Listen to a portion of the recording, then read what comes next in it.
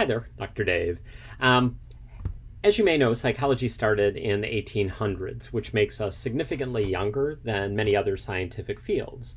For example, medicine has been around for centuries. The reason I mention that is that it took us a while to sort of get our act together.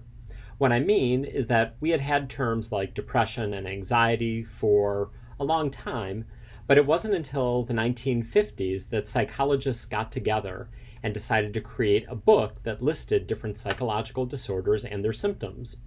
What they came up with was a book called The Diagnostic and Statistical Manual of Mental Disorders. That's a mouthful.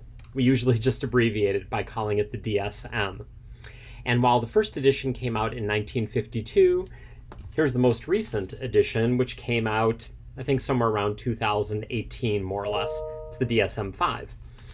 And what this book has attempted to do from the beginning is to list different psychological disorders like depression, schizophrenia, OCD, ADHD, PTSD, a lot of initials there, and their symptoms. They talk about who these disorders typically affect, what usually happens to people with these disorders, how frequent, how common they are, do they mainly affect men, women, young people, old people, etc., and the different types of the disorders. This is a book meant to be used by professionals.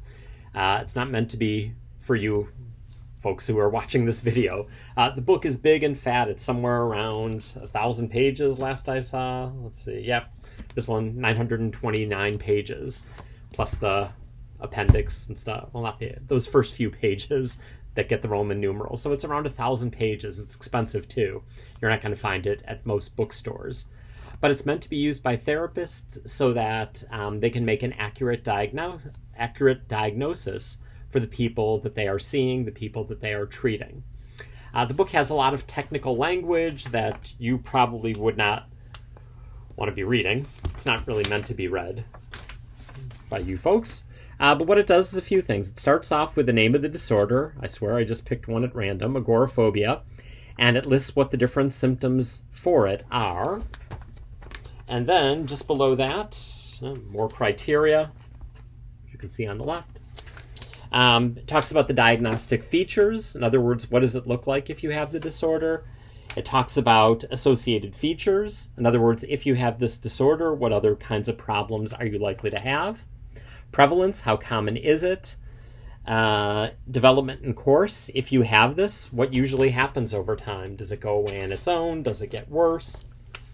Risk factors, what kinds of people are likely to be diagnosed with this? Is it related to gender? The difference, they call it differential diagnosis, the difference between this disorder and similar ones. Comorbidity is a fancy way of saying, if you have this disorder, what other problems are you likely to have? And not all disorders have all that information, but that's what's there for a lot of them. So I just wanted to give you a brief little tour of the DSM and let you know what it is. Hope that helped. Bye.